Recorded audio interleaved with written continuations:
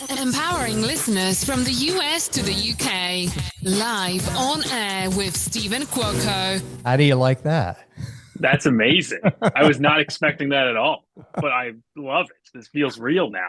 Oh, thank you to everyone who's tuned in to Live on Air with Stephen Cuoco on Power 98.5 satellite radio. I'm doing something different this year. We are now including video. It's been asked, it's been requested. I'm going to honor that request, and we get to see people like Sam here, Mr. Sam Hyatt. He's a profound film director, producer, right? Producer, Yeah. writer. I found you through the opportunity of being able to be a juror for Brave Maker. That is this year. We've got Apology. I'm looking at it right now. Yay. Phenomenal, unexpected. Where do you want to go with this? Because people are going to be like, holy shit. When they see it. I don't know where I want to go with this. So like my philosophy with making stuff is I just make stuff that I find funny and hope it's or I enjoy or want to watch, and hopefully it can find an audience somewhere. It's obviously a very short piece. It's a less than 5 minute comedy, which like from a marketing standpoint, there's not a lot of places that can go other than putting it on the internet or submitting it to film festivals and see what people think of it. But I really want to put it in as many film festivals as we possibly can, especially local to where I'm based, which is the Bay Area. My favorite thing is getting something in front of people in a theater, and seeing people react to some absurd piece I made. And whether they like it or not, it's just fun to see people's reaction. Obviously, I prefer if they do like it, but there's nothing that beats the audience reaction of people laughing, people being surprised at something that you put together. And this specific film, Apology, was very like in terms of production side, we wanted to make it look clean and make it look good, but it was a very quick endeavor, with and focused endeavor with a very small casting crew. Like the whole production was 6 people, so I'm very proud of being able to output something of the quality of Apology with the limited resources that we had. So yeah, my goal is just to get it in front of as many people and in as many theaters as we can, and hopefully that leads to meeting more folks and making bigger and better things. It's always the goal. What I appreciate, and once again, for those that are tuning in, we have director Sam Hyatt with us today on Power 98.5 satellite radio. We are live. We're also having this recorded so you can listen to it later on any one of your favorite podcast platforms. I want to read something here. Your director's statement. Our San Francisco Bay Area team is thrilled to present Apology. The story is meant to both tear at your heartstrings and take a crack at your funny bone. We believe we hit the perfect sweet spot between dumb and beautiful while getting to the heart of what it is meant to apologize. I watched it twice. It's just perfect the way you weren't intentionally, I don't feel, trying to get a shock value out of it when it finally came through of what the guy was apologizing for, and the way the Yeah. woman was, she was just so grounded and handled herself so well, as this is a normal conversation that most human beings have. And we've got a cast here, and you may have to pronunciate. So we got Natalie Yeah. Dominguez, and then we've got, is that Sandor Helderman? Yeah, Shondor, yeah, Sandor. is how it's pronounced. Yes. Yeah, they were fantastic. So basically, like how this came about, like I'd done stuff in the past, and I'd always felt that what I was weakest at as a director was actually directing actors. I don't have a directing or an acting background, so as a director who doesn't have that experience, it's can be intimidating to focus on the acting portion of it, especially when you're dealing with really talented folks. And I had met Shondor, the lead in this, Shondor Helderman, at a San Jose film mixer event, and we had like cross paths before. I had seen some of the stuff he had done, and I knew he was like a super solid actor. And so we got to chatting, And he basically over coffee was like, if you ever, and I confided this in him, I was basically like, I am not super comfortable directing actor. He's like, if you ever want to write something that, like a dramatic piece that I can act in as like an exercise, I would be happy to do it. And that was kind of how this started. And I was like, oh, like, okay, like let me think of something. And that's where the script for Apology came about. And I sent it to him, and I was basically like, I have this idea for something that you said you would help me out with. And it's not a drama. Like I couldn't help myself. It ended up being a comedy. But I said like it only works if you act it dramatically. If you treat this as a conversation basically about something else, like imagine like you are talking to your significant other about like the experience. Like the example I used was if like you're confiding that you cheated or apologizing for cheating on your spouse. Like that is kind of the framework of the discussion. And he was 100% down. So I was like, awesome, let's do this. And then for Natalia Dominguez, she was also someone who I had worked with once before. I was an assistant director on a film called The After, directed by Jez Gandara, which was like a horror film. And when I saw her act, she was one of the best actresses I'd ever seen, like in person. And she's kind of a like a Bay Area. She's like a not a celebrity, but she's very active in the Bay Area community and has been in a lot of indie feature films. There's a film coming out called Freaky Tales in I think in April, which premiered at Sundance. And she was played Pedro Pascal's wife in that film, so she has experience like in on the big stages acting. So I was kind of also intimidated asking her to do this, but I said, you know what, why not reach out to her and see if she'd be down? And since it was like a 3 hour shoot right next to where she lived, like it wasn't, she was totally down and super game to do it. So all that to be said, like the goal of this was, yes, like I wanted to treat it as a directing exercise for myself, and really get down to like the bones of like what do the mindset of the actors need to be in to make this seem real, because I think that's the important part of it. Is it's if it's jokey or it feels like we're making a joke about what the main premise is, it doesn't work. Like it has to feel like they are talking about something else. And so focusing on that, it was really funny because like I knew the script the whole time, but like when we got into it, like I wasn't treating it like a comedy at all. Like we were in the throes of the directing. It was basically like, okay, like what's your motivation here? Like how do you feel about this person? Why are you acting this way? Whatever. And I'm being very serious the whole time. And I distinctly remember a moment where we had our sound mixer, Michael Baba. I kind of called him last minute to come up and do it, and he knew nothing about the script. So then like the second it hits, like the punchline hits, he starts cracking up because he had never, and everyone else was like super somber up to that point.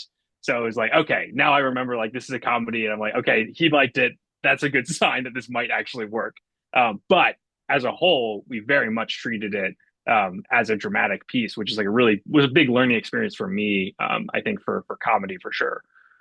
It's brilliant. I want to work with you. And I'm telling you, if you want free PR and you got a role for me, add me into it. I'm serious. Absolutely. I'm serious because you've got other works. Just tell us more about your, and so everyone knows I don't do infomercial style. Well, I'm going to tell you, you are worth praising. So tell us about your production company. Before you do, we have Sam Hyatt here. He is a film director. I found his film Apology because I'm the juror of this year's Brave Maker Film Festival out of San Francisco. Sam Hyatt is an independent filmmaker based out of San Jose, California, and founder of the Bay Area-based Super Nominal Productions. Now, do you have anything in pre-production right now, or is everything in post-production? Yeah, so my goal for when I'm doing productions is I'm always trying to be in pre-production and post-production for something at always. And we've been in kind of the state where we've actually like the post-production has been going very quickly since the stuff we've been making has been fairly straightforward and simple. And I like to pump things out as quickly as I can because I like to work on the next thing. But right now, yes, I am in pre-production for one short film that is a more dramatic piece. Most of the stuff that I've done up to now has been I want to say more calculated from a directing side. Like I'm very conservative from a filmmaking perspective in terms of I want to make sure I have every shot exactly planned in my head and it's edited in my head exactly how I want it before we shoot, and making sure everything goes as smoothly as possible, which allows us to use a smaller crew, less like exorbitant expenses because we know exactly what we need when we get there. We do all the rehearsals and whatever. But I think that really lends to a very specific filmmaking style. And everything I've done so far is very locked off, tight. Every shot is very intentional, and which is fine. I think there is a place for that. But for my next film, I really wanted to do something that, at least for a big portion of it, felt more free and let us play in like the more kind of handheld, don't know exactly what we're going to shoot style. So I wrote a script for that, the person who shot Apology, Luke Krieger, he's going to be the DP on it.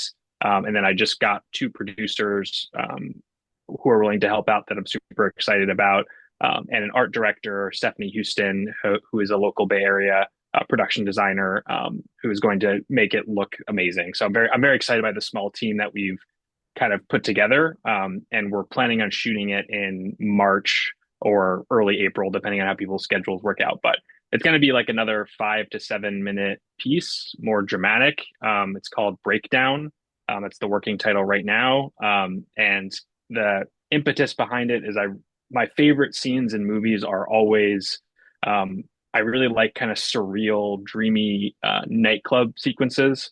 I think there's some like examples of this, or like in After Sun, that film has a very, the crux of the film has this very awesome surreal dance sequence with Paul Mescal, and I can't remember the actress's name, the young actress's name, but it's just so beautiful. And I think it's one of the most beautiful scenes in any movie. It's like there's this feeling of like letting go when you see people just dancing in a nightclub that you normally wouldn't see, that I'm trying to recapture with this film. So we'll see how it goes. My philosophy with filmmaking is always, I put my all into every short film that I make, but I'm also realistic about the kind of success rate of stuff that you make. I try to make as many things as I can with that mindset, because I know even if you pour your heart into it and spend 4 years or 5 years making something, it might just not work out.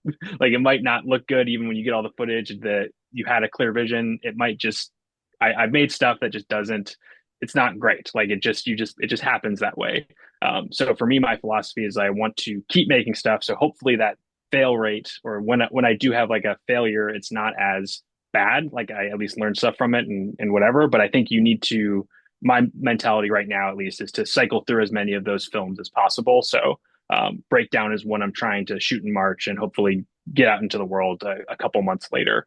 But that's the big one I'm working on. And then I have another project that I'm writing that I plan on hopefully shooting at the end of this year in October or late summer timeframe. Before you go into editing or pre-production or casting, do you aim for a good film or do you aim to have a great film? So my philosophy is I want to there I have one of two goals has to be achieved in order for me to view a filmmaking endeavor as a success. One is the film was better than anything I've made before, which is obviously not a very a subjective metric, but you can kind of understand by people's responses and how you feel about it if it's better. So that's goal one. But goal two, if that's not achieved, I want to have learned something or done something that I hadn't done before, and I can use that skill in my toolbox for later films. Like I recently did a film that we released on my YouTube channel called White Cube Store, which we shot in October, and I'm happy with it. And I think it turned out very well and kind of the vision I had. It's not particularly deep or anything like that, but it was for that one. I view that one more as I never worked on like a real sound stage before, and so this was the first. I wanted to do that. I wanted to have that experience. So we filmed it at a place called Mama Dog Studios up in Oakland, which is an amazing studio, and we shot there for a day, and it was great to get the experience of learning how to use a sound stage, like what you need to bring, what you don't need to worry about what they have there. All this stuff was fantastic. So for that film, I wouldn't say it's the best film I ever made, and not as punchy or whatever, but it still turned out well, and I learned something. So that was and you can argue that you can always learn something from a film, but I want to learn something very specific. Like I want to go in knowing like this is a new experience or this is a new genre that I've never attacked before. So I'll learn something from that experience. So I think yes, you're always trying to make a great film, but I think if you get into the mindset of I'm going to try to make a great film, you can get into this paralysis of um, like budget constraints or whatever, or like when you're editing it and it doesn't turn out exactly how you want to, you just don't end up finishing it. Or you think that if you just wait long enough or like tweak enough, it's going to turn into a great film. And I think that's not always the case and super detrimental to a lot of filmmakers. So I was talking to someone about this the other day, I think there's so much value in just making something.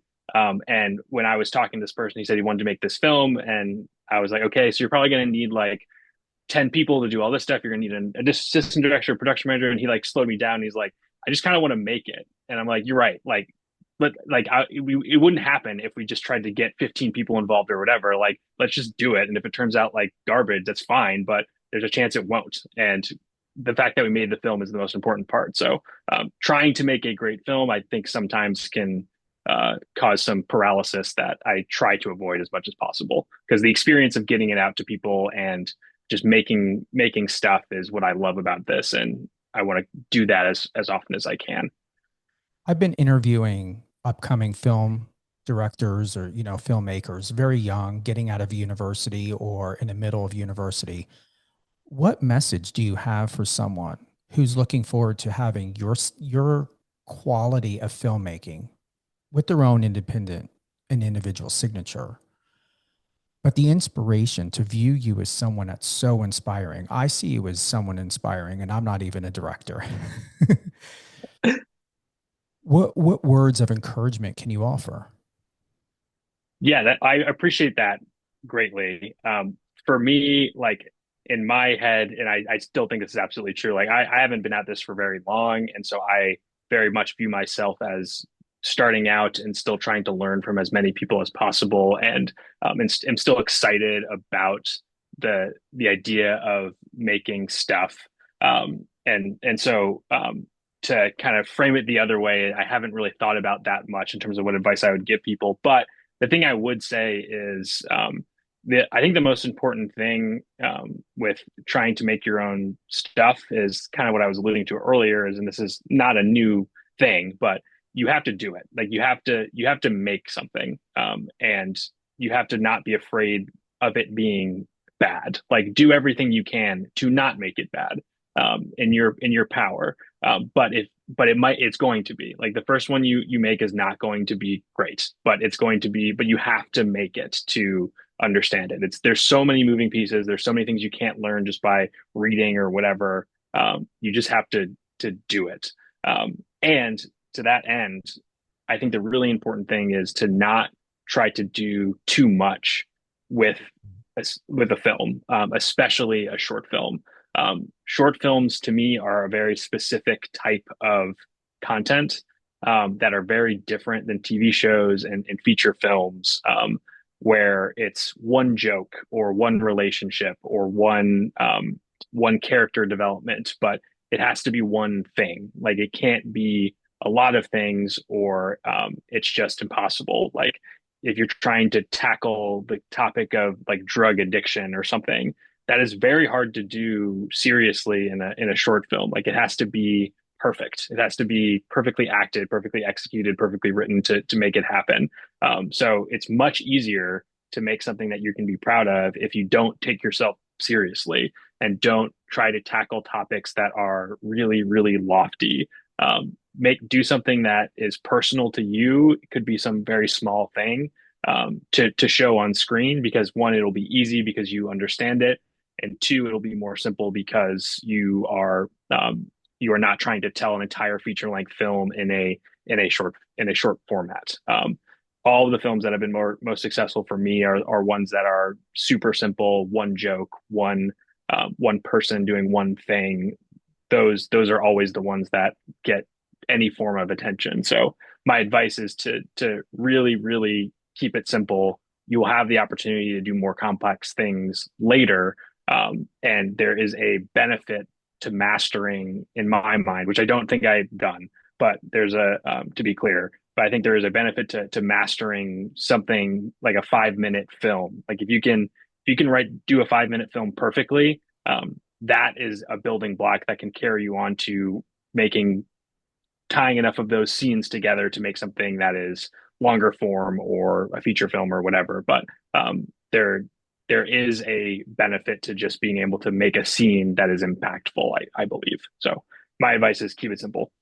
And Apology is about, it's not even that long. Is it 7 minutes? 4 minutes. Is it 4 minutes? Yeah. You hit the sweet spot on that. I mean, so do you, in your process, Sam, do you have your friends and family watch it before you submit it? Or how do you go about, do you even really care about what other people think? You just know in your heart when a project is just finite. I do care about what other people think for sure. But I've gotten better at not um, using that as a reason to not like submit something, or because everyone has a different opinion, and so you as you make more stuff you realize um, you kind of meter how um, what people's responses actually mean and how critical they will be, and what their kind of tastes are, um, for sure.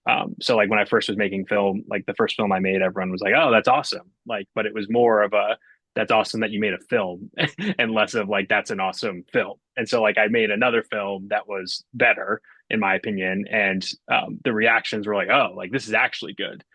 So you kind of get like this, oh, like, okay. So like before you all thought that was like just a horrible film, but you weren't going to say anything to me because I spent so much money and time. And this is the thing I told you I want to do. So you want to kind of let me down easy, which I've kind of begun to understand and realize that when I'm giving it to family and friends. So, but with the thing with comedies specifically is it is after you are in the editing booth and you have done it for months and whatever, it's not funny to you anymore, like even in the slightest. Like it's very hard to keep the joy of that surprise that you get in the films. So you kind of lose the lens of like I don't know if this is funny anymore, or like can I judge this honestly?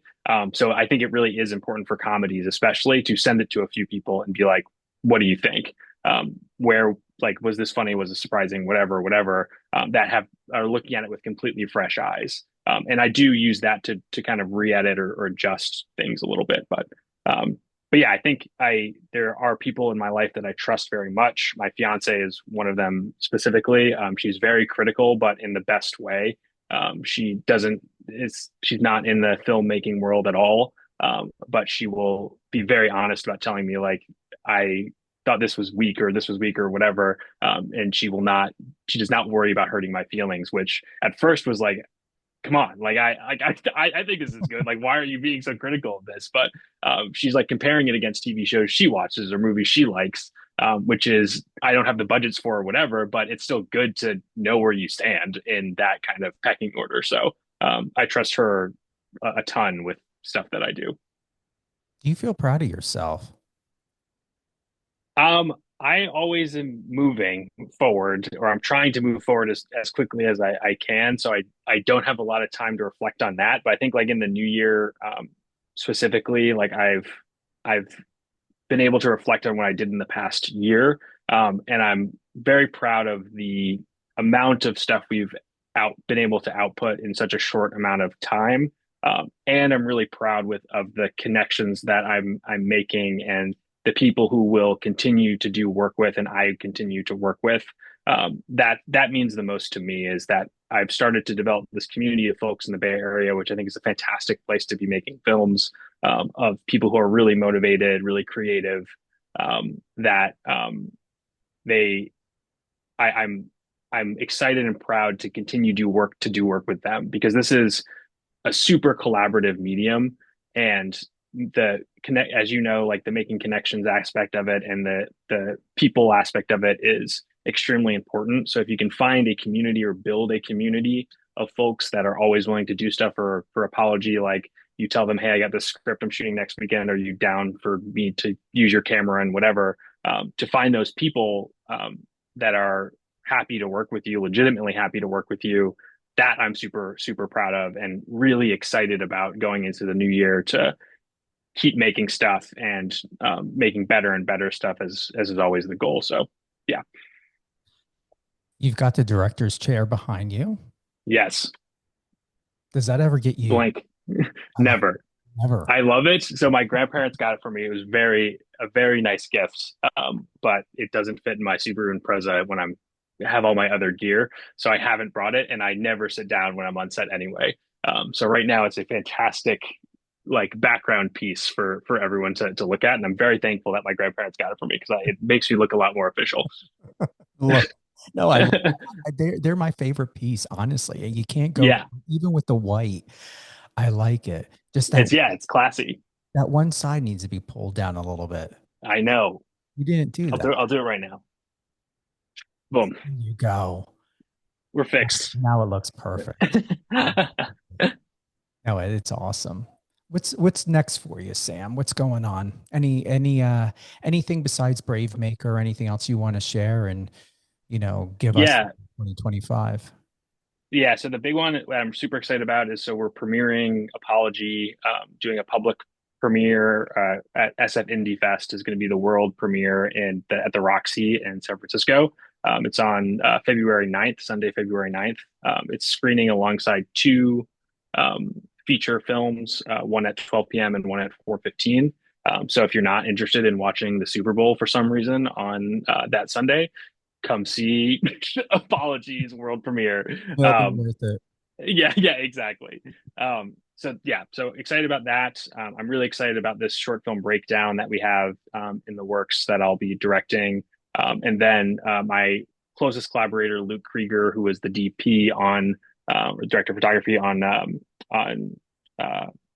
Apology. He also directed a film, The Print in the Woods, that I produced, starring David Brown from the show Jury Duty, which was on Amazon Freevee. Hilarious comedian. We just finished that. We just did a private premiere of that at the New Parkway Theater in Oakland.